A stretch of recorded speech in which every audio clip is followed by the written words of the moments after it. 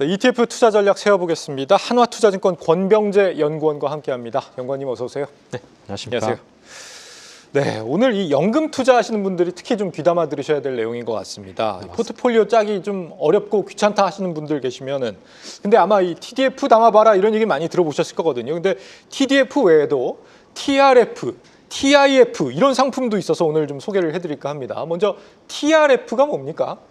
네, TRF는 이제 위험자산과 안전자산 비중을 초기 설정하고 동일하게 유지하는 펀드거든요. 예. 이제 투자를 시작했을 때 매매를 하지 않아도 이게 자산 수익률에 따라서 이제 갖고 있는 자산별 비중이 달라지기 마련입니다. 예를 들어서 과거 10년 동안 주식하고 채권이 각각 국내 주식, 국내 채권이 49%, 24% 수익률을 올렸는데 네.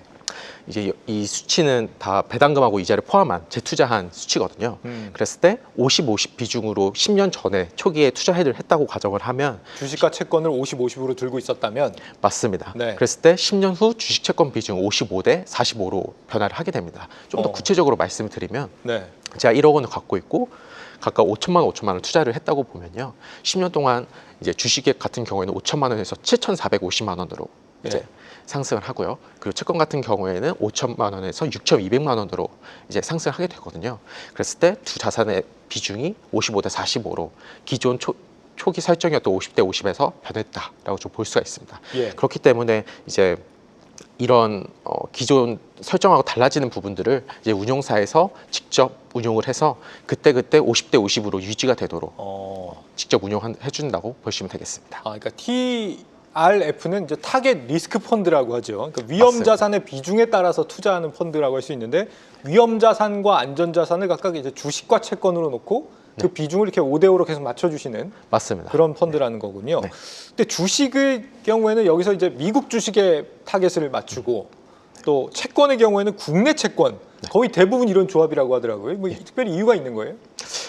일단 먼저 국내 TRF ETF 같은 경우에는 우리나라 이제 코덱스 시리즈가 유일하거든요. 근데 거기서 보면 이제 선진국 주식과 국내 채권 조합으로 이제 가지고 가고요. 근데 이 이유는 정확하게는 알 수 없지만 제가 볼 때 이거 되게 합리적이라고 생각을 합니다. 그 이유는 제가 이제 좀 표를 준비를 해봤는데 이제 4개의 자산, 미국 주식, 국내 주식, 그리고 미국 국채, 국내 국채 제가 4개 자산 중에서 2개 자산을 뽑아서 그럼 총 6가지가 되거든요. 그래서 2가지 자산을 뽑아서 과거 3년의 수익률과 변동성 그리고 제가 샤프 비율을 좀 확인을 해봤습니다. 그랬을 때 미국 주식과 국내 국채 세 번째 줄에 있는 그 두 조합이 2개 자산의 조합이 수익률과 변동성에서 상당히 우수했다. 샤프 비율이 뭔가요?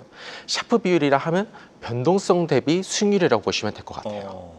그랬을 때 내가 어떤 일정 리스크를 짊어졌을 때 더 높은 수익률을 나타낼 수 있는 그런 지표라고 보시면 될 것 같거든요. 그랬을 때 저 미국 주식과 국내 국채 조합이 상당히 우수했다라고 보시면 될 것 같고 두 자산의 또 통화가 원화, 달러로 각각 다르기 때문에 그 영향도 좀 일부 있었다고 생각을 하고 있습니다. 그래서 국내에 상장되어 있는 TRF ETF는 대부분 다 저렇게 주식은 미국 주식, 채권은 국내 채권 이런 식으로 설정이 되어 있다라는 얘기입니다. 지금 드리는 이 말씀이 연금으로 투자하시는 분들만 해당되는 얘기는 아니고요. 뭐 일반적으로 투자하시는 분들도 ETF로 선택해서 매수가 가능하시다는 점 설명을 드립니다.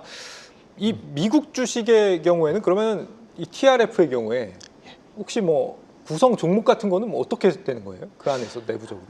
일단 코덱스 시리즈 같은 경우에도 보면 선진국 주식을 보통 많이 들고 있고요. 근데 보통 사실 선진국 주식이라고 하면 그 중에서 대부분이 사실 미국 주식이기는 합니다. 80% 이상이 미국 주식이라고 보시면 될 것 같고요.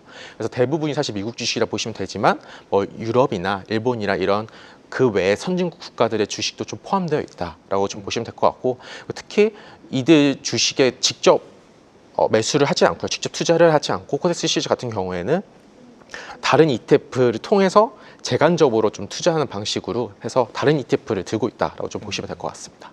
연평균 이 TRF ETF는 어느 정도 수익률을 좀 목표로 한다고 보시면 될까요? 대략적으로. 좀 그렇게 좀 말씀드리긴 사실 좀 어려울 것 같아요. 다만 그렇게 연평균 수익률이라기보다는 위험자산과 안전자산의 비중을 계속해서 유지한다라고 좀 보시면 될 것 같고 조금 더 안전을 좀 선호한다라고 보시면 좀 안전을 선호하는 투자자의 경우에는 좀 주식이 좀 비중이 작은 그런 TRF를 좀 선택을 하는 게 좋으실 것 같고요. 반대로 좀 위험 선호가 좀 높으신 분들, 좀 네. 위험 투자를 좀 좋아하시는 분들 같은 경우에는 주식 비중이 높은 TRF를 선택하시는 게 좋을 것 같습니다. 그 TRF 상품 안에도 주식 비중이 높은 혹은 뭐 채권 비중이 높은 상품들이 이렇게 여러 가지 나눠져 있는 모양인데 잠시 후에 좀 들어보기로 하고요. 자, TRF를 알아봤고 이번엔 TIF.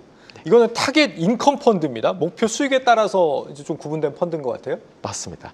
TIF도 사실 TRF랑 유사하게 어떤 여러 자산군에 이제 배분하는 자산 배분형 펀드긴 하거든요. 근데 좀 차이점은 TIF 같은 경우에는 자산군에 투자할 때 정기적으로 현금 흐름이 발생하는 자산군에 투자를 합니다. 예를 들어서 배당주가 있을 거고요. 그리고 우선주나 국채, 회사채 이런 부동산 리츠 이런 현금 흐름이 발생하는 자산에 좀 투자를 한다고 보시면 될 것 같고 이 정기적인 현금 흐름이 일단 가장 큰 특징이고요. 그리고 이제 주식시장이 이제 좀 양호할 때는 뭐 우선주나 배당주에서 일부 어떤 자본 차익을 좀 기대할 수도 있을 것 같습니다. 네. 다만 조금 주의하셔야 할 부분은 이런 여러 자산군에 투자를 해도 금리 같은 어떤 특정 변수에 따라서는 사실 이 분산 효과가 크지 않을 수도 있거든요. 예를 들어서 좀 말씀을 드리면 2022년에 한창 금리 인상한다고 했을 때 연준에서 그때 주식 채권 같이 무너졌었던 시기가 있거든요. 이때 여러 그 정기 흐름이 발생한 여러 자산군에서도 동일하게 가격이 하락했던 경험이 있기 때문에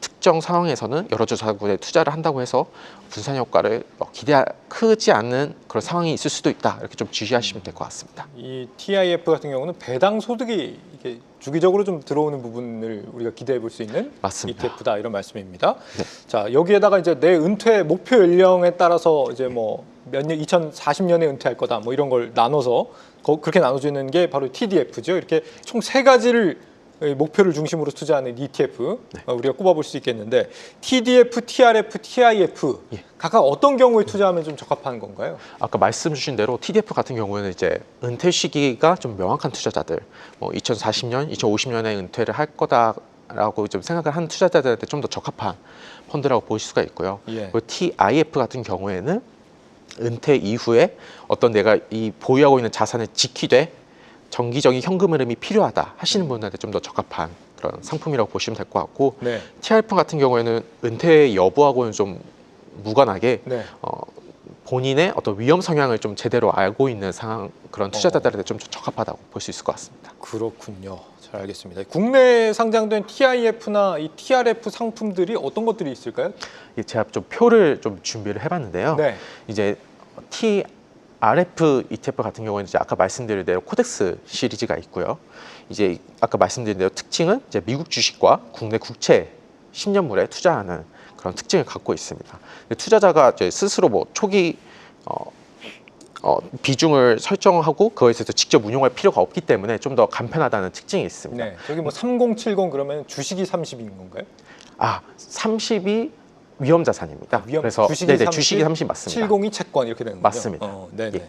그런데 이제 이것을 이제 운용사에서 직접 비중 조절을 해주는데 사실 투자자 스스로 이 비중 조절을 할 수 있는 수고를 좀 감내할 수 있다면 직접 포트폴리오를 구성할 수도 있거든요. 그렇게 하면 사실 운용 보수를 절감을 할 수가 있을 테니까요.